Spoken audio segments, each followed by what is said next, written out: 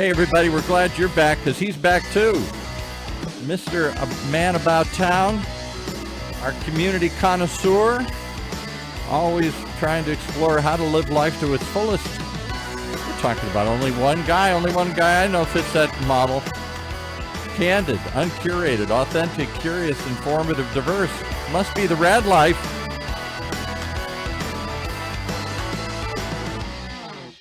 And today we're back. The Raad Life's back, and we're ready to roll. But guess what? There's no Raad. There's no Raad Life. We're still waiting for him to join us here. Let's see if he's finally going to come in here. I think he finally made it in.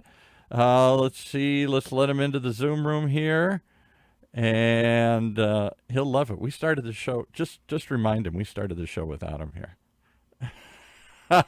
As he's coming in. Meanwhile, let's bring in our guest, and you can because he's always terrible at introducing his guests here. The Raad Life. We've been rolling for 2 minutes. Where's the Raad Life?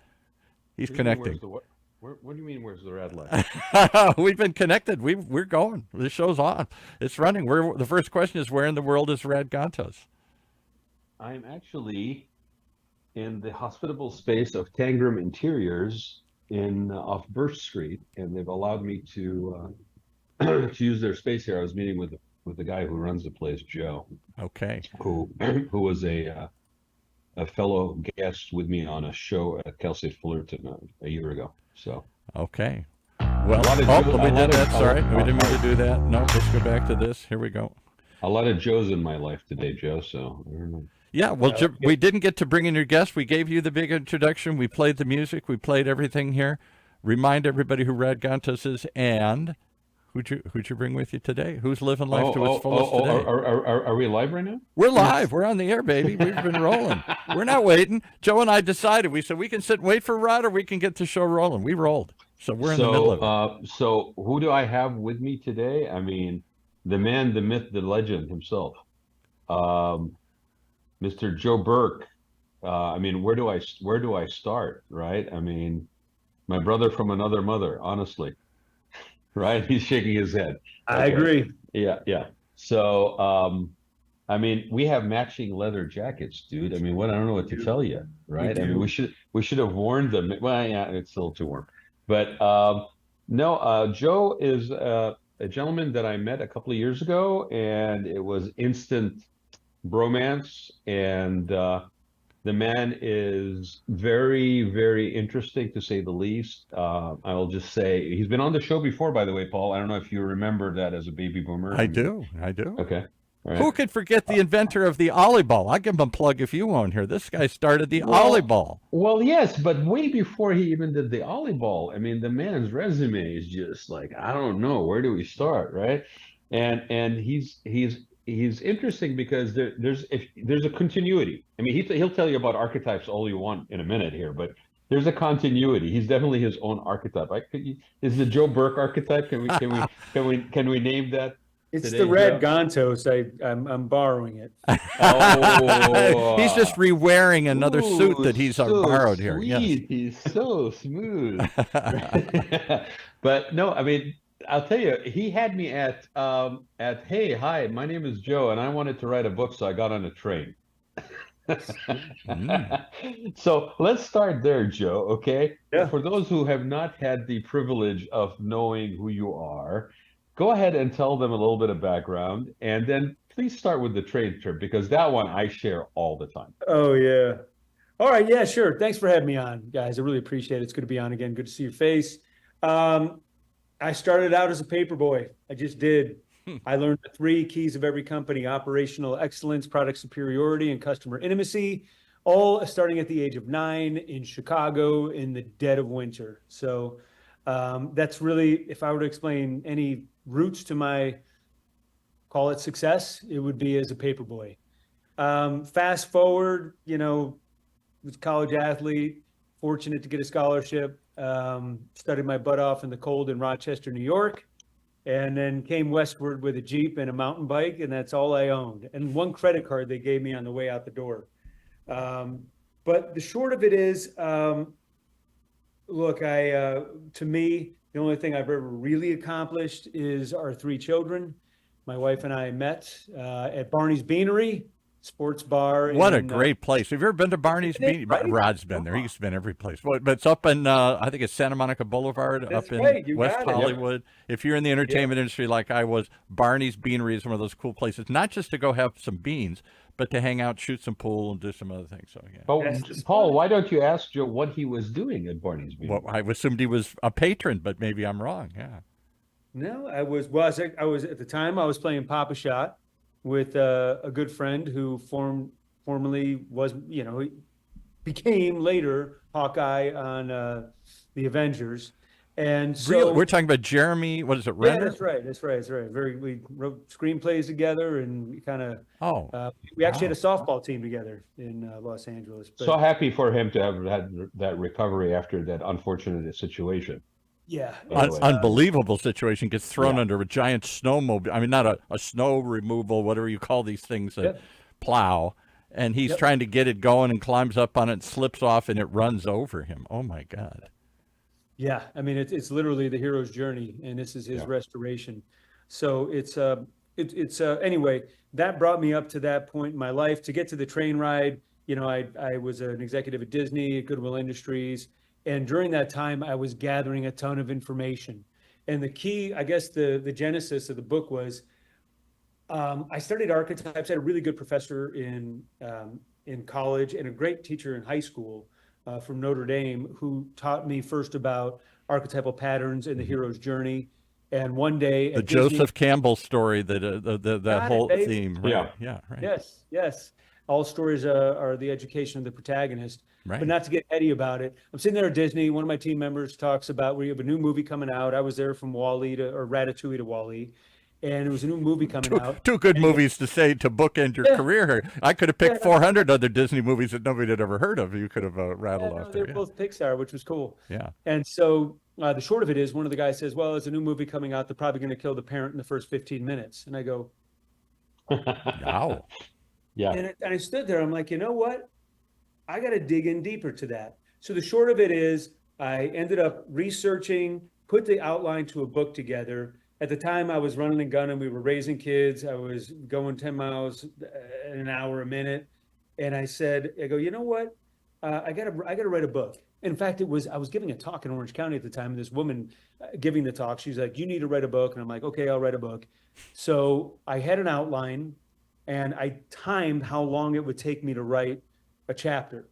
Because a book is basically 25,000 words or more. And I basically wrote a chapter, timed myself. And I'm like, okay, if I get this chunk of time, I'll get a time to write a book. I went to Ellen, my wife, and I said, hey, I got to write this book. It's going to take me about 48 hours of writing to write the book. And the only way to do this, if I get on a train going nowhere. And so I boarded a train in Anaheim, California. I had my outline, my computer, I had a notebook, and I just rode a train all the way up the Pacific coast to nowhere, writing for 46 hours. It took me 46 hours to write it. Got back, I was just going to self-publish, and then the self-publishing person said, send it to some publishers. And so I got 2 offers from publishers and a nice check. And I checked that box in my life off. And the book is still available, Joe, right? Through Amazon? In fact, it's still running. It's still over 4.5 stars on Amazon, and it's called The Anatomy of Yes. There's my and tell people a little bit about the book, Joe. Well, it's the story behind every sale. And so the hero's journey is very simple. Every hero will have enemies, allies, and tests. And if you studied everything from the Iliad to Homer to the Odyssey to modern, in fact, which I did in the day, all that. Yeah. There you go. You study all of the classic stories, even the modern stories. I was just watching Dune with my son last night. The hero's journey, it's all the same. The hero goes on a quest. He has allies, he has enemies, he is tested, and each time he rises above the test to become stronger and more powerful and learns more. And what I found is studying archetypal patterns is that every single person, every single one of you will go through 5 distinct archetypal patterns in your life, beginning with a quest for identity. At a very young age, we try to figure out who we are. We adjust the frequency of our cry all the way up to 1200 decibels to get the attention of the mother. And then we go into dragon and treasure. We start competing at things in life. This is when we're, starts around, 8, 9, 10 years old. And it could be in music, could be mathematics, could be chess, could be sports. We start competing at things. and that becomes our dragon and treasure. Defeat the dragon, get the treasure. That moves into a descent to the underworld. And this usually happens in adolescence. Around 13, 14, 15, there will be a personal crisis, a relationship crisis, a family crisis. Something will happen where the floor drops out and we crash. And it's called a descent to the underworld. And some also call it the dark night of the soul. And when those occur, you climb your way out of them. And every time you climb your way out of them, you become more stronger and more powerful, and you're able to face these tests in the future. That becomes your restoration of the wasteland. So when you climb out of a descent into the underworld, you become stronger and smarter, and then you start seeing people and things that are broken, and you start trying to fix people and things that are broken. And you'll see people usually in their 30s, maybe even younger. They get involved in nonprofits, they get involved in volunteer work.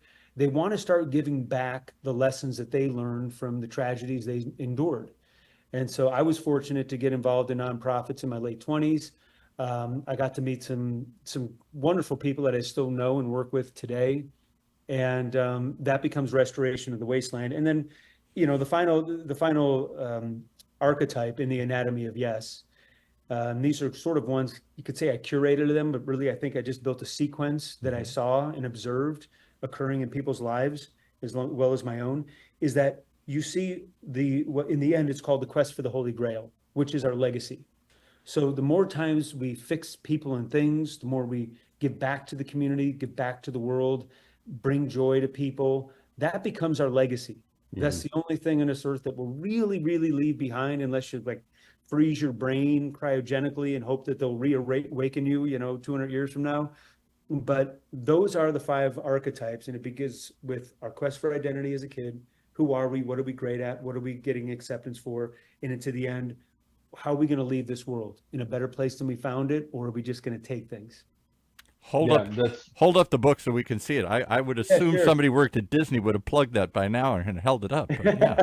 There it is, The Anatomy of Yes, the story behind every sale. It's a great read. I recommend it to everybody. I have the copy. I actually revisit it often, because part of that journey too is sometimes you run through some of these cycles multiple times. Yep. Like the trials and tribulations, the challenges, and when you're a cocky young person, you think you can handle what comes your way, but you really don't know until you are faced with a challenge that then proves to you whether you can or you can't. And in most cases you can, but how you go about it. And it's funny because that book, Joe, I can't even remember when you gave it to me, like maybe 3 years ago, 4 years, no, longer than that, maybe 7 years ago now. And I go back to it all the time. It actually sits on my nightstand because it has that, and you start seeing parallels, like to Joe's point, like you start seeing parallels. Like I was laughing when he said, we're going to kill the parent and kill the father in the first 5 minutes, because there's almost like an undergoing joke that if it's a Disney movie, the parent dies in the first 5 minutes. Like that, every movie, if you think about it, somebody, it's Bambi, Dumbo, there's this, a parent dies and then you're on your quest. Simba and Lion King. Lion King, yeah, right. All of them. The first ones, in fact, the theory goes when, if you look at The Little Mermaid, if you look at Pinocchio, notice Little Red Riding Hood even. Notice, where are the parents? Yeah. There's always a parent missing, because it becomes an adventure. With the parents there, it's not the same adventure. Right. So in classic stories, so the theory was, and this is pretty fascinating, is Walt Disney, when he was building, him and his brother, Roy, were building Disneyland, the studios, the animation studios, they were getting quite successful. And they built their parents a home. But they used the contractors from the movie sets to build the home. It wasn't done correctly. The furnace caught fire in the house, and their mother, Fauna Disney, died. Oh, yep. I know. No, people don't believe you this. Killed your mother? This is Oedipus here. That's yeah, it. Right. Yeah. And so the theory used to be, or probably still is out there, that all the Disney movies would kill a parent in the beginning of the movie because their own mother had died. Which is actually not true, because if you look at Hans Christian Andersen, exactly, it goes beyond. Excuse me, to your point, like Greek mythology. a minute ago on your screen behind you, if I was correct in my evaluation, it looked like there was a Sumerian lion that was actually Geez, are exhibited you on the good? That's screen. Mesopotamia. Mesopotamia, Yeah, right? that's a Wow. gate in Yeah. Mesopotamia. Yes, I know. Good It's eye. well, Where is that? I classic, can't see it. I see classic education, Yes. and okay. my mother was Iraqi, so I have been to that gate, the No Lion's Gate, kidding. yeah. Come And on. yeah, that's what. So all of those ancient Mhm. stories, which Correct. were story told around the fire. I mean, it wasn't Correct. necessarily even written, right? All have a common thread of that nature. The Trials of Hercules, same thing, you know, where his dad is basically, cavorting up in the high skies, and his mother raises him, or the Oedipus, or what's the one that he and his mother get thrown into the ocean or the sea in That was the Kardashians. no, that wasn't the Kardashians. Oh, The Kardashians just brought it back. No, I'm kidding. But anyway, so Joe, this is great. So how do you looking back at that, how do you see a thread, like how your life has unfolded? Because I'm looking for the thread that takes him from there to the book to what we're going to talk about last, the OLLYBALL here. I'm looking for that thread here. Yes. Yeah, it's a pretty direct line. I mean, I could tell you some of the work I enjoyed the most was at Goodwill Industries. I was vice president there, and it's a classic restoration of the wasteland story. So if you look at the history of Goodwill, I was started by a Methodist pastor in Boston, and he was, during the Depression, if you were crippled, you couldn't work. They would only take the able-bodied to work. Right. And then at the time, I mean, things were getting so bad that people would throw furniture and things into the streets. So this minister looked at people that were thrown away that were broken, things that were thrown away and broken, and he put them together. And he created Goodwill Industries, which was the first social enterprise ever in America. And what he did, the minister, and he actually had a partner named Beeman, who was his businessman partner. They created an industry out of taking people that were disabled, finding ways for them to fix broken furniture, and then reselling it. That is a classic restoration of the wasteland archetype, and Right. it became the Holy Grail, which is the legacy of Goodwill. So Edgar Helms was the guy that started Goodwill, the minister. And what did you do at Disney? What part of the Disney did you work in? Disney, I was a national brand director of Disney stores. So we would look at sort of from Ratatouille to Wall-E. We'd look at the sketches. I mean, I got to see these previews early on of Wall-E, well before it was even animated. And then we would take toy designers that we had on site, a wonderful team of people. And then we would create, I would work on the marketing side, but they would be creating the toys, and we would do what was called synergy events, where we would, in the Disney stores and through other partners, we would create these toys based upon the movies, kind of like the original Star Wars toys. So did you, when you were at Goodwill, Joe, were you there when they were rolling out the stores? Yes. When they were starting to position the stores, I think it was Frank Tellerico that was Yep. yeah. That's Yeah, correct.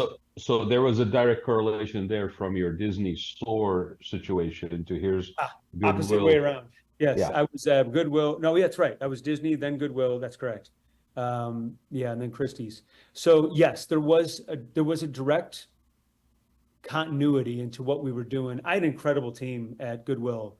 Jessica, Sam, Sean Pale, Stephanie, Ashley, Cindy. And I'll tell you, I mean, in terms of leadership, I went to that team and I said, let's go take risks. Let's go out and do what's right. Go do the right thing. If something goes wrong, if it fails, it's my fault. It's my job. And so I can really, I mean, we grew, if you look at the numbers of that time, I remember it's some crazy number. I mean, it was something like we grew 6.4% in the first year, and people said 0.6 for us. And no, it's 6.4, and I take no credit for it. I said, I got an amazing team. I had the development team, the marketing team, and they just, I'm so proud of them, what they were able to accomplish. They're looking to roll out about 26 new stores, I heard. It's just become recently. big, yes. I tell you, the social enterprise component of it, and when you really look at the social impacts that are made, because most people will say, and that was part of the job that we had, was to get people who would look at Goodwill as a place to drop things off, and maybe they wouldn't go into the store. Right. Shop Goodwill had already been around, but was creating these higher end stores. So the higher end Goodwill stores, because if you look at the funds that are generated, you would say, okay, great. Well, what are they doing with the money? They're just giving it to the poor. They're actually doing more than that. They have something called Workforce Solutions. We've had them on several times of working with people with disabilities There you go, and stuff. Yeah. Oh, and I got a great story about that. So at the time I had so many good people. Steve, at the time, we were coming up with a campaign, and we were just spitballing around and around and around, and the 3 words came out called "Find the Good," and I was like, "Find the Good." So we checked it out. It wasn't trademarked. So obviously, Goodwill, we sent it to their legal to trademark. So Find the Good was there. And then we went to the Aquabats. The Aquabats were an Orange County band. Yes, I remember that. Now you're really going into the Wayback Machine here. Kind of a local cult sensation. Had like a cable access show or something here. Right. Well, even more so, they had a show in Nickelodeon called Yo Gabba Gabba. Very successful show. So we met with them. They were cool guys. We said, look, Find the Good. We need a theme song. We want to run radio spots, and we want to create something. So the lead singer and his buddy, I guess they were jogging. So the story I remember, and they were listening, thinking they were going, find the good, find the good, find the good, find the good, and the good will find you. And there it was. So, and they were kind of an example of that, because they really, I may have the story wrong, but I thought it was like cable access. They did something very hyper local, not destined for stardom whatsoever, but it kind of caught on in Orange County. They did parties, they did kids events, they did other sorts of things, and then got noticed. Like, the early days, and we say that, take that for granted now, that Justin Bieber gets discovered in his bedroom and becomes a star. That wasn't happening in those days. There was no social media to find people, but they did get found, and they did build a career and did do a number of network kind of things. They were so ahead of it. And honestly, we ended up winning an Addy Award for it. Wow, the first time Goodwill, I think it ever entered an Addy, and I brought the whole team with me, and sure shooting, we won an Addy Award. Which is pretty prestigious, especially for an organization that never put one out before. And we didn't go in like the nonprofit category. We went up against the biggies. So that was really cool. And then I remember I was listening to the first track of it on my phone on a file while I was sitting at 8,000 feet getting ready to climb Mount Whitney. And we did the round trip in 19 hours. And I remember that I kept going like this, trying to hear the song again. And it really kind of hooked me, especially losing oxygen. But yeah, I don't know. I mean, I always say, I've been saying it for years to teams that I worked in companies, and even I've coached a number of sports with my kids. A team is a group of people that trust each other. Otherwise, it's a group of people with individual goals that will sort of get along as much as they can to reach their individual goals. As long as it helps them, right? As long as it helps them. But when you have a group of people that trust each other and aren't looking for credit, is unbelievable the things you can accomplish. Yeah, it's a very magical moment if you can get that alignment. Yeah. Okay. Did I hear Christie's in there, like the auction house Christie's, or am I got that wrong? Yeah, it's International Real Estate. Oh, yeah. Christie's real estate. Okay. Well, and First Steam was in there as well, right? You did marketing for First Steam. I mean, so here's the thing. For somebody who's done all of that, who's worked at that level, I mean, and for those who don't know, like Joe obviously is presenting it as this very, very fun, enjoyable environment, creative energy, a lot of people working towards, common goal, camaraderie, all this stuff, but it's a very intense environment sometimes. It can be, with deadlines and all those kind of realities, right? Yeah, they're not playing at that level here. So here's what I would like to delve into. How do you, I mean, there's a certain amount of this that's probably not planned, right, Joe? There's a part of this that's sort of like happy accidents and next evolutions and things of that nature. I don't know that you can really lay down a piece of paper and say, this is my path, right? Nor I think that would be probably in contradiction to also the archetypal hero's journey too, because there's a certain serendipity in the hero's journey, right? That happens, like it's just part of the adventure, so to speak, is that happy accidents that unfold. And trusting the path, trusting that this is a journey that you will be okay going on, right? Versus being holding onto the edge of the pool and saying, no, I'm not going to do this. And that you don't turn around and go back home. Right. Well, Once they start, they never quit and say, "Oh, let's give up. Let's go back." Well, I think there's, like I said, there's a sort of amount, and sometimes it goes unsaid. There's a certain amount of courage. There's a certain amount of hubris. There's a certain amount of just like devil may care. Yeah, let's find out what's around the next corner. That has to be part of that DNA sometimes for people. And I'm not knocking people who don't do this. But with that being said, how do you think, looking back, how do you think you maintained your ability to not only find the joy in it, but actually to seek out the fun in it? Because for you to go in through those things, and I hear it every time you and I talk, there's a fun layer. There is a playful layer to you, to what you are involved in. I mean, to the point where you're playing ball inside the house. I mean, let's just, where a product comes out of that. But how do you, just looking back, how does a person not necessarily safeguard that, but how does a person not lose that? Because I remember one time, and it sort of speaks a little bit to this. I was sitting in a classroom doing a presentation, and it was an MBA classroom. And somebody was telling me that somebody was feverishly writing everything I was saying. And I'm like, I know I am not saying things that interesting that you're filling out a friggin' legal pad with notes, right? But I said, and I said, anybody have questions? And his hand goes up and he goes, how do you be creative? And I kind of like, it threw me back, and I'm like, you might as well ask me how I breathe. Like, I don't know. What do you mean how? It's like, this is not mechanical process to how to be creative. But at the same time, I then turned around and asked the class, and I said, how many of you basically perceive to be yourselves to be creative or playful or kind of engaged at that thing? Keep in mind, this is an executive MBA class, so people who are a little bit older, right? A couple of hands kind of just like gingerly went up in the back of the room, scared to, go up. And then I said, okay. I said, how many of you would have thought that you were creative when you were in primary school? Almost every hand in the class went up. Exactly. Right? So I want to just take a minute, because that is something that sometimes along the way gets lost. And yet you have been able to hold on to that with all the responsibilities and the realities of adulting. Okay? How do you think you have done that?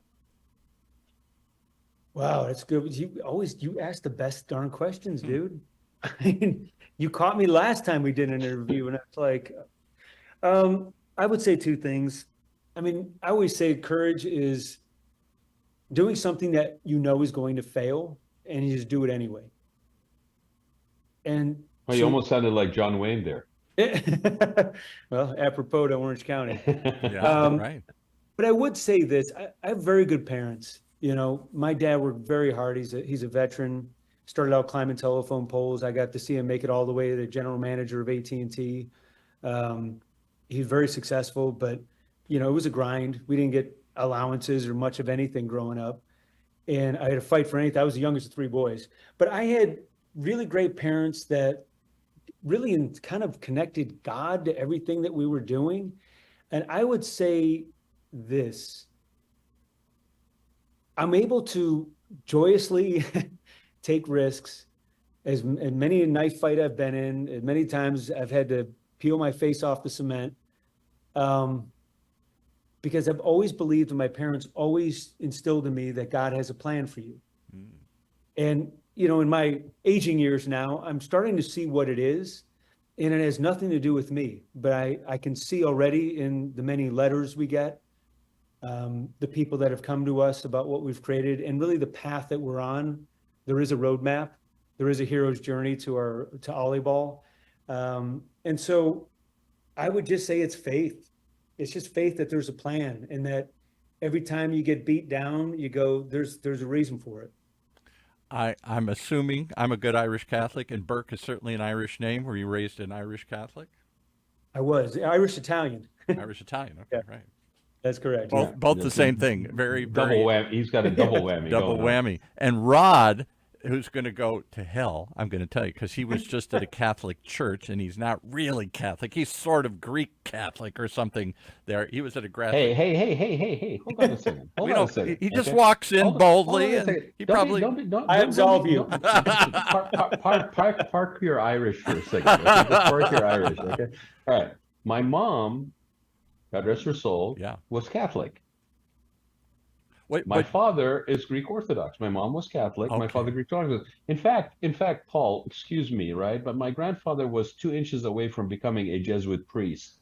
Okay, I in never Lebanon, knew and a relative that. of his And is you're the first fighting, so- cardinal that was ordained as an Arab cardinal. That So I give me, didn't know. That I just didn't park your know. Irish for a Okay. second, right? I thought you were like Okay. Greek Catholic or Orthodox or something. Well, your How dad do you was. mean Yeah. Greek? What are you talking about What? Greek Catholic? I mean, get your denominations correct. Well, Okay, there is so actually a Catholic- Greek Catholic, and then there are Greek Orthodox. There's a small group that stayed with the I'm church. trying to lead to a punchline here, dude. Okay? I know. All right. It's Catholic on my mother's side and Greek Orthodox on my father's side. Mm. Okay. Now, if people know the difference between Catholics and Greek Orthodox, I would say that the Catholics are a very authoritarian, top-down, heavy management kind of driven organizational structure, and Okay. basically it's very punitive. And then the Greek Orthodox are like, "Hey, how you doing? I'm going to come visit you at home." Right? And we have more icons than we can hold on an yeah. altar Right. because of the friggin' saints. Like we have more saints. We have to put them on collages on billboards, right? Because there's so many of them. So I used to basically, when somebody would basically tell me that, I'd go, no, I'm Catholic and Greek Orthodox. I basically party with the Greek Orthodox, and I feel guilty about it in the The morning next thing with was, the Catholic. oh, there's the joke. There's the Well joke. played. There's the joke. Well played. So do yeah, you- no, and I really wanted to talk about that, Joe. So thank you for taking that minute. And I think like you bring out a couple of points. Your parents, the support, because you have to agree, right, that your career path, for the lack of a better way of defining it, right, is an unorthodox career It's path. not like orthodox. Yeah, exactly. Right, exactly. It's unorthodox, and it's. I think it's part of the joy. Like I remember at a point where I basically started to trust and look forward to happy accidents. On things that unveil and reveal themselves. Maybe part of it was my that adventures. Like I don't want to know everything around the corner in advance, right? But you have to trust. You have to have faith, to your point. And then also the support of a family, and supportive, like in the case of your wife, supportive. Hopefully she'll have a good nugget to pick up from this show, like she did last time, right? For you and I. But yeah, I think it was worth basically just taking a minute to focus on. Plus the fact that the joy of play, and I want to ask you the follow-up question based on what you just said. What is that you think you're getting a glimpse of as far as the hero's journey through OLLYBALL? What is you thinking as that connection with legacy? First, can you hold up an OLLYBALL? We're talking about it. We got to see it. I'll show you. He's got a whole good. bunch This of is them. One of the new ones. This one is Planet Earth. Happy Earth Day, by the way. And this one's got helium in it, so it suspends in the air a little more. It floats in the air a little more here. And how long is that? Give us a quick ad. How long has OLLYBALL been around? Where do I get it? Where is it sold? Yes. So we won Toy of the Year in our first year in 2019 at the New York International Toy Fair, considered the Oscars of the toy industry. We are currently in all U.S. Target stores, although we have sold out of 30% of them. So check online first. All CVS stores nationwide, Amazon.com, Walmart.com, over 2,000 toy stores and internationally. And we just launched a co-branded FAO Schwarz NBA editions, and we've got some incredible announcements coming in 2025. Okay. All right. Just want to make sure. I mean, you want to see how much range there is in this with this. Go to his website. Give the website, Joe. I mean, it's behind me. Yeah, OLLYBALL.com, OLLYBALL.com. And you'll see we've got, in fact, we just launched, which is part of our roadmap, STEM and STEAM accredited OLLYBALLs. They're learning ones. They're master artists, color by numbers. So I got to inject one question. I'll try to stay out of this, but because Raad will talk endlessly about life and philosophy and everything else. How did you pivot from all those big career moves, big companies you're doing marketing? Yes, it's a playful world. I get it. You're doing a playful person and you're playing with toys and you're doing stores. How did you come up with the toy? Why? How? So it was in California. It was blazing hot. It was over 100 degrees. And my daughter at the time, she was playing volleyball and soccer in the house and breaking stuff. Like growing up, they always said, like, don't play ball in the house. So she's playing ball in the house, breaking stuff. I'm trying to be supportive. My wife's like, come on, stop breaking, stop knocking stuff over. Right. And I'm like, no, hit it against the wall. She's like, it's marking the walls. And so anyway, at one point I throw the ball in the backyard and she's crying. This was on a Saturday. And I said, how come no one's made a ball you can play with in the house? Mm. I remember saying those exact words. I'm looking at my daughter. I'm like, let's try to make a ball you can play with in the house. She was 9 at the time. So we went in the garage and we got a balloon, we got some tape, and we just started messing with things. And I remember we went to the post office that day to use the scale to weigh. We had 3 different prototypes. I still have pictures of them. We had 3 different prototypes. Started weighing them. And then that day became an obsession. And so it was materials, stuff was getting shipped to the house. I was talking to this company that owned something called NitroBlock. I knew what I needed. I knew the size, the weight, but the problem is that we either wouldn't stay inflated or didn't have all the properties it needed to. So what I would do is I would take each prototype. I'd go to the gym, which had a kids club. I'd go play 2 hours of basketball, and I'd take the prototype with my kids when I check them in and throw it in there. And I'd watch behind the glass to see if they'd play with it. That was my focus group. So these are my Saturday focus groups. And but it was that clear. One day the light bulb went on. You saw the need, and you immediately saw a solution. Yeah, I knew I wasn't going to give up on it. Kind of like, I mean, my wife knows. I mean, like when I put when I lock onto something, that's it. We're just going to do it. And especially something like this, I'm like, I don't know how. I had a full-time job. I was working as a chief marketing officer at the largest brokerage in Southern California, fancy suits, the whole thing. Yeah. And I remember just at night doing this. So I had come up with a prototype, the 12-inch. It was this size. It was blank. It was all white. And you can hear it crunch. And it comes black and white. You color them in with markers and crayons. And I had this size. And I remember I gave it to my daughter. She goes into the kids club. And immediately I see like fish food on the top of a fish tank. All the kids run to it. I'm like, play basketball for 2 hours, come back. It's missing. It's gone. And I'm like, I don't know what happened to it. So I asked the person working up front, I said, did you see it? Like there was a ball about yay big there that I dropped off with my daughter. And they're like, was that yours? I go, yeah. And she goes, well, we had to take that away. Everyone was fighting over it. I'm like, there's a lot of different, play balls in here. She said, no. In fact, my manager wanted to talk to you to find out where you got it from. And so I remember that Saturday, I'm lucky, I'm fortunate. I've got a team in Hong Kong, the people from Disney. And so There's my son right now. Hey, you want to say hi to people? Hey, there he is. Mr. Ollie. Is his name Ollie? No. No, but he's on the packaging. This is our Target box right here. Okay. And that's my father. We're him. live. We're live on a show. We're live. Yes. Yes, we're live. Yeah, We're live. Live on OC Talk Radio. Yes. Say hi. Say hi to your friends, your buddies. Oh, he just drifted away. And he's off. Yes. So anyway, we knew we had something. I called my guys. I'm like, give me 1,000 of them. I got them. I started coloring them in with markers because I wanted it to look cool. And I'm like, wait a minute. Why don't we just make these cartoons on here and we'll have the kids color them with It's markers. a coloring book. It's a toy coloring book that you can play with. Yes. Wow. And are you ready for this? Instead of just making random images, we have the dragon, treasure. Dragon and treasure. 3 of these panels are actual archetypes. So this is, you'll see the earth down here. Yep. This is Quest for the Holy Grail. And this one here is Quest for Identity with superheroes. That's wild. Wow. And our kids, we call them bugs. So most OLLYBALLs have 3 hidden bugs on them. And then we use Stegosaurus. There's a young man on the autism spectrum that we dedicate the Stegosaurus to. So you saw that clear, that quick, and hit you.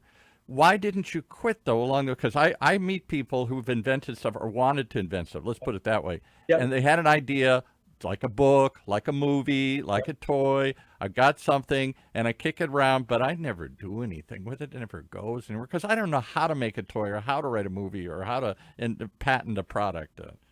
Well, here's the great answer is I was doing nonprofit work at the time. I was doing I was on the board of 2 nonprofits.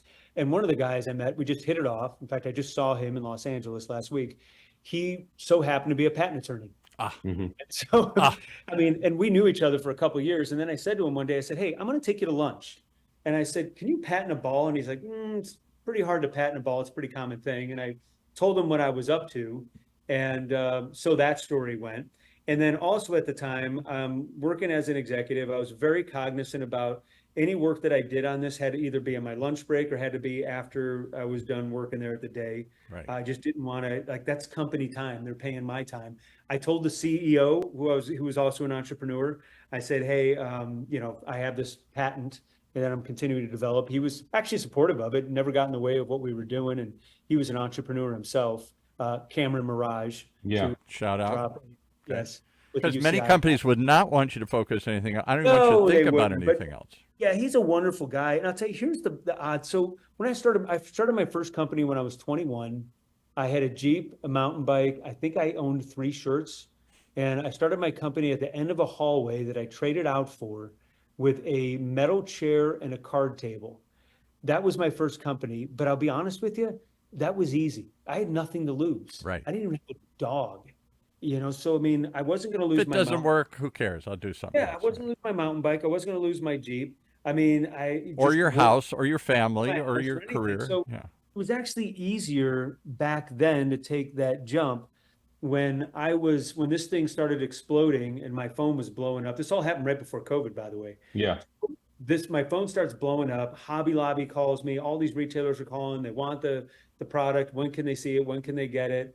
And so I remember leaving a meeting going, if I pass this up, like, I'll regret it for the rest of my life. And it was about 2 weeks later, I went to Cameron Mirage, and I said, listen, I told you I've been working on this thing. It's getting big, and I feel like I'm serving 2 sides of my life, and I'm gonna take this on. And he was wonderful about it. He really was. He's like, stay in touch. And he was, his brother Paul Mirage, Hot Pockets inventor. So I mean, he was very familiar, and Cam, being an entrepreneur, very self-made, he really got it.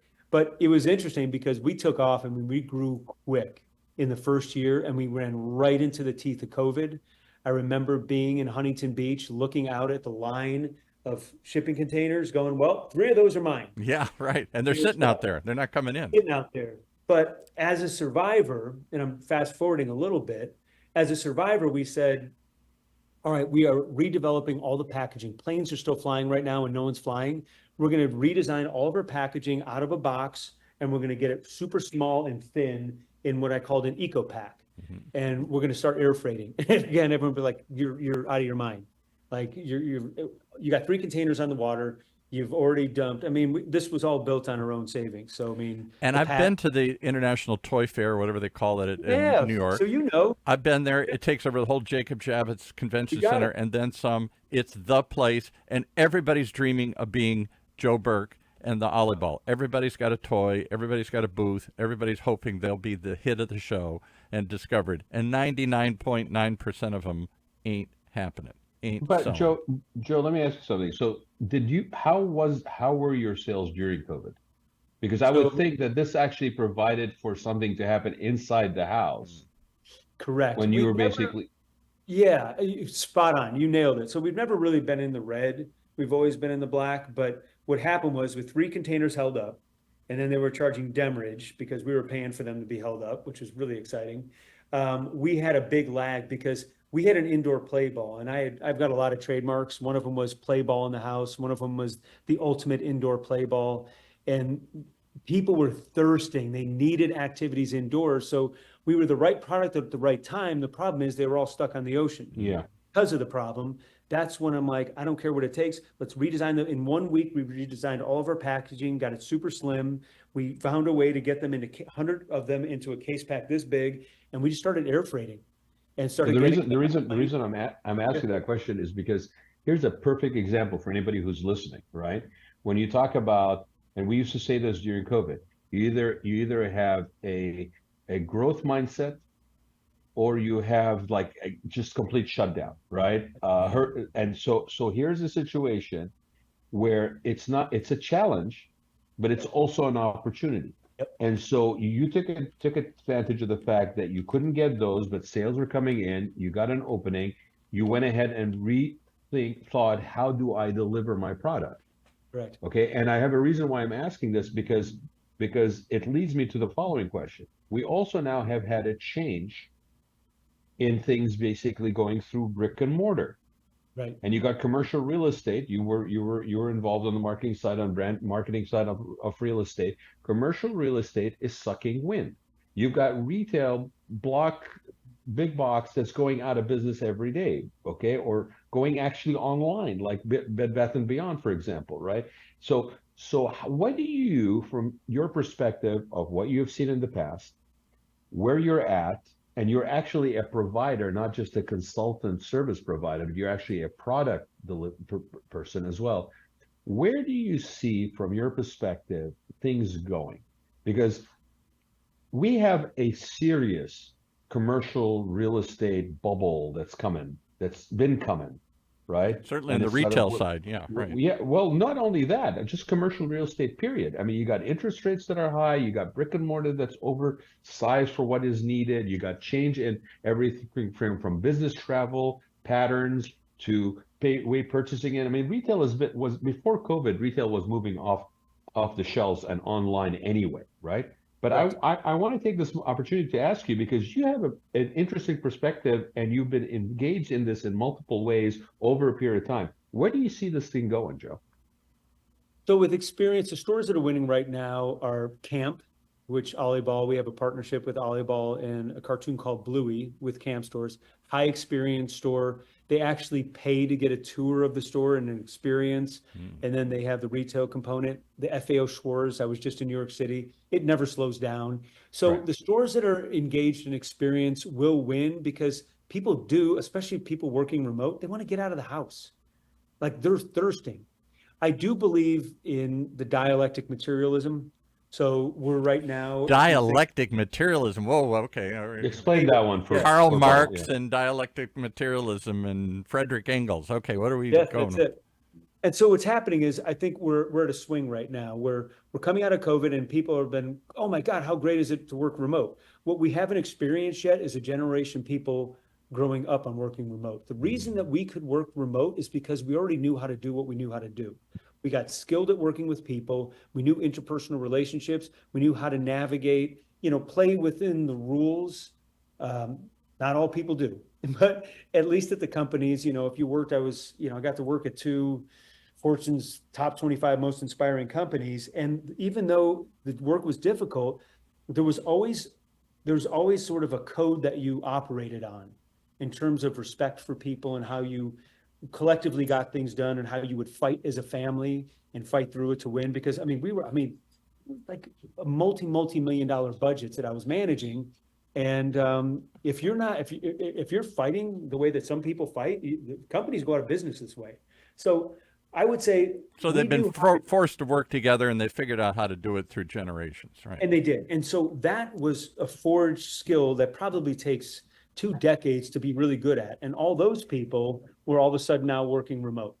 And it was kind of fine because they already knew how to deal with people. Right. They knew how to manage controller taker personalities. They knew how to manage supporter personalities. And so what happened is they were able to easily transfer those skills online like we are right now. The problem is, you've got a generation coming that's starting out this way, that's not understanding interpersonal skills, how to work as a team, Right. how to put credit to the side and suck it up, buttercup. They're not learning those skills. So my guess in the materialism is we will go back to a cycle where we're going to, once again, because people need to make money and real estate ain't going away, we are going to reinvent the workspace. I don't think it's going to be Google lava lamps and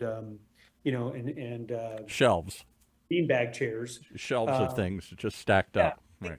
They are going to reinvent the workplace, but they're going to have to get back to commercial real estate, and companies because they're going to see it. They're going to see this generation is not ready for it, and they're going to see productivity go down, and the really smart people at the top are going to go, you know what?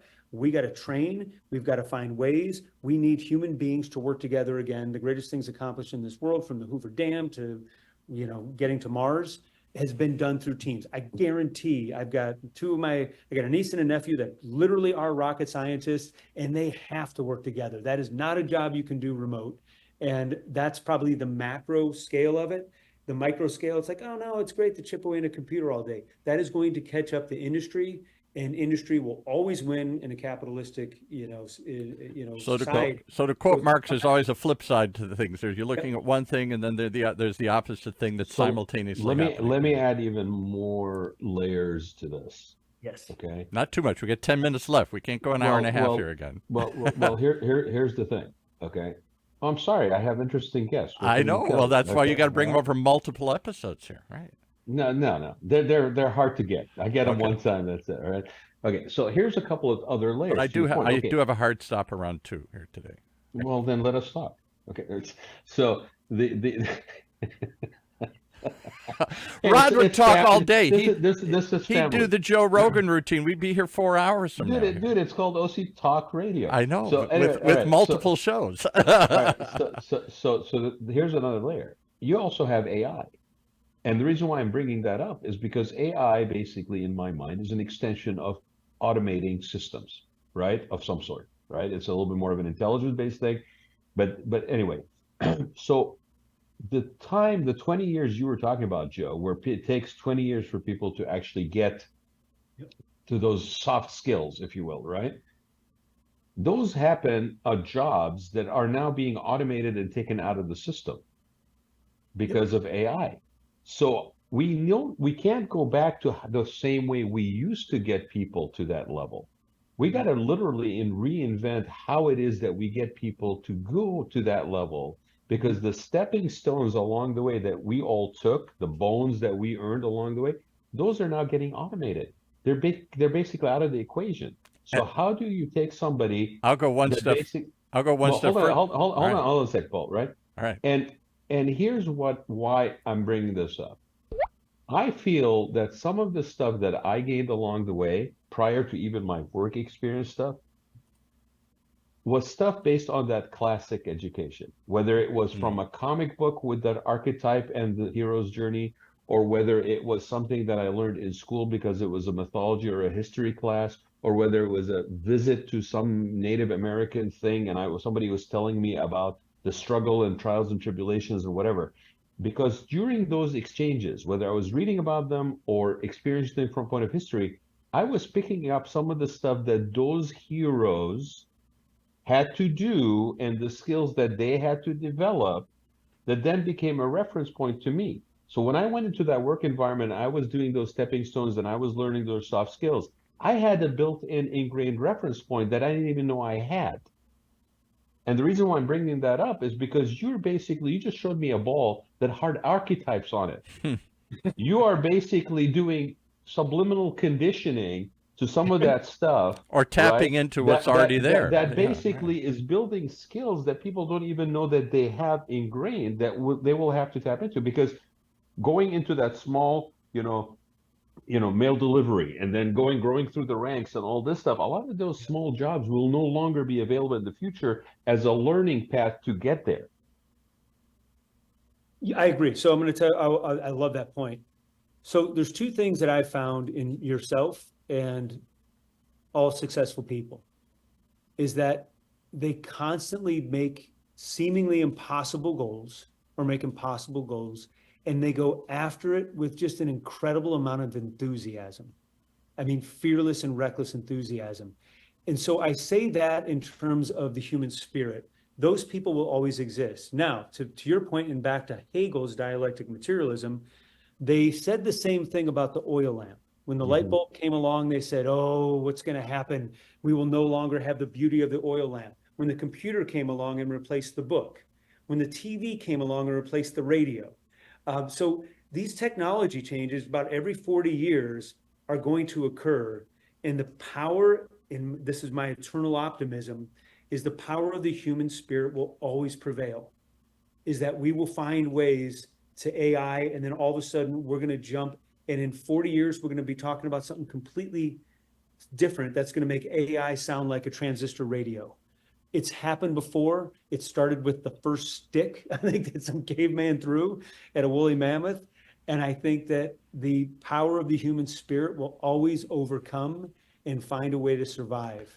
We're going to have to leave it, guys. We've got to leave it there. I can't go beyond 2 here today. Here, I know you want to keep going. We're coming up on the hour. Thanks, Joe, for being there, man. I really appreciate you.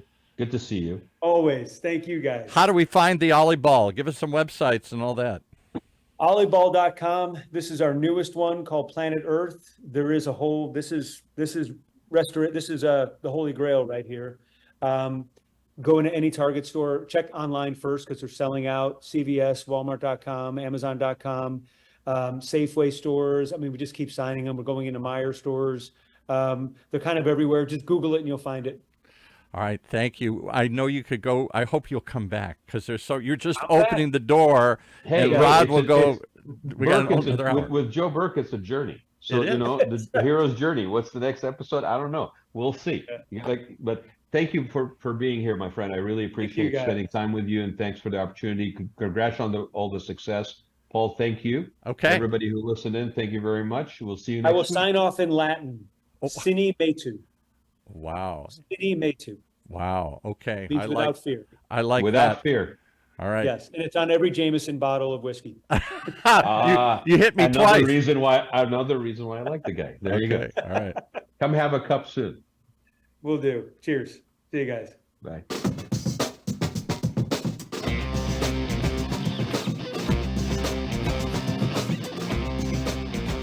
Now you know what's ahead. Join us on the journey as we try and explore how to live life to its fullest. Here on the Raad Life, every week on Orange County's only community radio station, OC Talk Radio, streaming live from our studios here at the University of California, Irvine's Beale Applied Innovation Center.